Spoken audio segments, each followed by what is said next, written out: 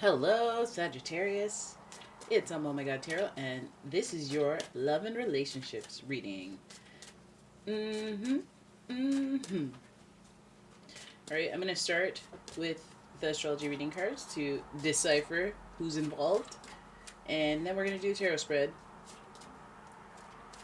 I might throw in something else. Who knows? Alright, here we go. Sagittarius. Your first card is Aquarius. This love and relationship reading, it involves an Aquarius. This energy is freedom-loving, rebellious, idealistic, and technological. And already I'm like, oh, so we have somebody who wants to stray from protocol in this relationship? I got my eye on you. Your next card is Sagittarius. The energy imbues power, superior confidence, and enthusiasm. And whoa, what's wrong with me today? And enthusiasm with faith, good fortune, and authority. Right? And finally, we've got Libra. This energy is diplomatic and gracious. It seeks harmony and balance in relationships. And, you know, that's a theme there. When we're talking about relationships, we're really talking about Libra energy, because that's what they're trying to do, is figure out balance. And isn't that what we do when we look at relationship readings? Trying to figure out how we can find some balance up in here. Do I need to snip snip? Or do I need to tuck tuck? I don't know. Aquarius may be involved. This is a unique energy. Somebody who's peculiar. Somebody who's acting random. Full of surprises. And there's a lot of mental intellect. So I feel like there might be some mind games or some mental gymnastics. Whether that's manipulation or that's just, hey, the way that we communicate is a thing we need to work on. We need to find balance. And then we have Sagittarius energy. There's all this energy of rebellion and freedom when I look at Aquarius and Sagittarius. So in a relationship, in how to find balance and get freedom, maybe one of the themes of this relationship, like one person wants to be free and one person wants to find balance. So that's already a little sus to me. Let's have a look at the romance angels, figure out the theme. Boom. Oh, okay. Okay. Soulmate energy. This is a soul. This is your soulmate. Why am I tongue-tied today? Even that was a tongue twister. Well,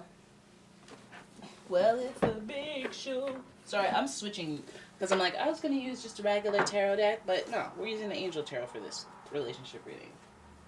And Angel Tarot, if you are interested in this deck, all the decks that I use are listed in the description.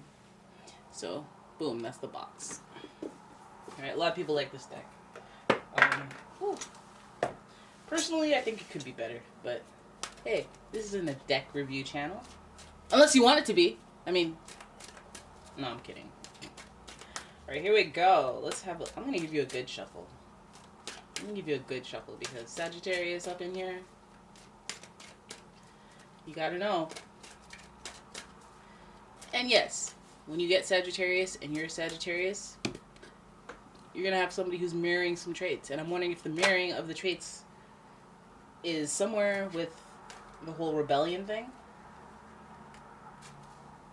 You know when you're shuffling away and you didn't realize half your cards were backwards? That's not what's happening here, but it's just, oh. Can you imagine?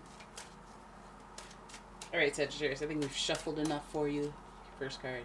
Oh my goodness! I was like, oh, I gotta use the Angel Tarot, and boom. But, third party situation, heartache, in reverse, looking at you, because you're holding the swords.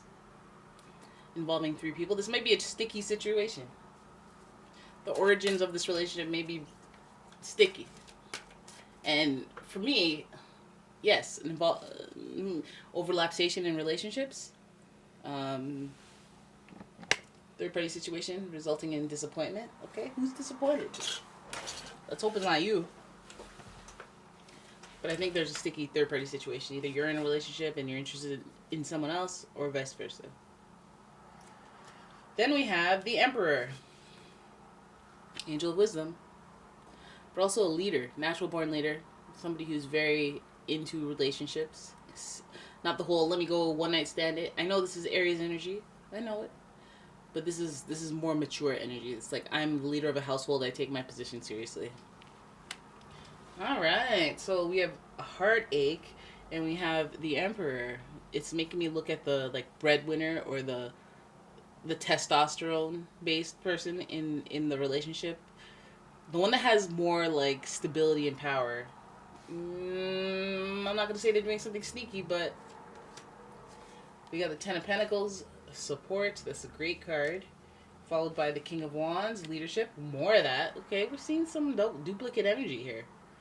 And then the Knight of Cups. You know, why is that song by Shania Twain going on in my head? Looks like we made it. Look how far we come. Can't keep going. Copyright. But it looks like that. It looks like maybe this relationship started on the wings, or this relationship starting on the wings of confusion, mental confusion, mind games, maybe some lying, maybe some untruths. A little sticky situation, but I mean, when that soulmate energy calls, you're just like, I don't care what circumstance we're both in, we need to be together. It's happened. It happens. The Emperor energy says, hey, it could be Aries energy coming towards you, but it could also be that it's a little selfish. I know the Emperor represents leadership, but it is definitely representative of taking the lead in your life no matter what, by any means necessary at all costs.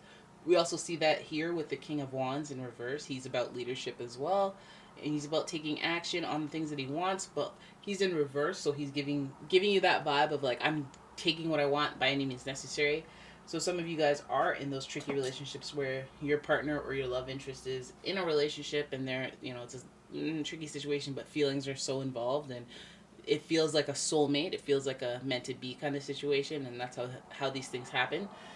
Sometimes they happen flagrantly, like, oh, I had a hot bod, so I cheated and left, and those don't matter. We don't care about those people. You're weak to lusts of the flesh. So go, let me find my real soulmate. And I feel like this person, it may be tricky. It might even be one of those things that changes the way that you think about those types of situations, because you understand how they happen, and that it's not malicious. It's disappointing. It's a little selfish, but it's not malicious. 10 of Pentacles represents just that stability in a household and the success of it. It's like the desiring it and then doing the work and achieving it. And that's the feeling that you get from 10 of Pentacles when you have an accomplishment. And I feel like this relationship will feel like that. It'll feel like, okay, after all done, diddly-do has done, 10 of Pentacles, we can see the full culmination of it, and we can reap the benefits of all the trials and tribulations and all the feelings and a little selfishness, a little heartache that are involved. So even if you're on the receiving end of, people playing with you, just know that this is ultimately attracting the soulmate energy. Things seem to work out as they need to. If you're seeing selfishness, that's actually a detriment to your well-being, your mental health especially. I feel like you'll understand why this will all make sense, why it's happening. Then we have the Knight of Cups, a romantic gesture. This is why I'm like, okay, we're good, because boom, loving gesture at the end of the day. And what I like about the Knight of Cups is that he's mature. He's not coming at you because you have a nice necklace and he's like, oh, that's cute. He's not coming at you because, hey, I looked at your rack, want to hook up. This is like, hey, I got to know you as a person. I'm really smitten. I'd like to take you out to dinner. Well, maybe not right now, but, there's feelings involved with the Knight of Cups. And I feel like this is like perseverance and passion. I feel like that's part of it. I mean, soulmate energy, of course, there's going to be an igniting of the passion and a little bit of selfishness. Maybe you've been selfless your whole life and you're like, okay, forget it. I want that one. And you're like, normally I wouldn't do this. I have such good karma, but like my feelings, my feels, my soul, and I'm not gonna go message the other person and be like, nah, because I get it, because it's happened to me. Like, oh, I never thought I feel like this is a whole mental growth opportunity, to put it kindly. And I think that, there's going to be some disappointment involved. Who's going to receive the disappointment? Not pulling cards for that. you know, a little deception. You got to deal with some trials and tribulations if that's what your choice is.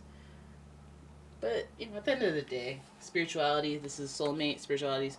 There's like a connection that's deeper than just like, oh yeah, I like him, her, they, them.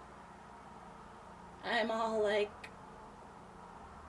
uh, you try not to catch feels, but you caught feels, and it's like there's something greater. Like, this person reads my mind. I can't lose this person. I feel like that's the energy that comes to you after all said and done. Whether it's the person that left their person for somebody else, for you, or it's a new person after you've been left by somebody being selfish. All right, Knight of Cups, okay? Keep the chin up. For some of you, keep the chins up, COVID-20, and or the COVID-15, depending on what region you're from. And there it is. That's your reading. I hope you guys enjoyed it. If you did, please give the video a thumbs up and subscribe to the channel. Wow, it's so early. This is the earliest I've done a reading. That's why I have energy, but I also kind of tired. If you guys like the reading, give it a thumbs up and all that stuff that I usually say. If you want a personal reading, leave. Guys, I'm just gonna go because you can tell that no.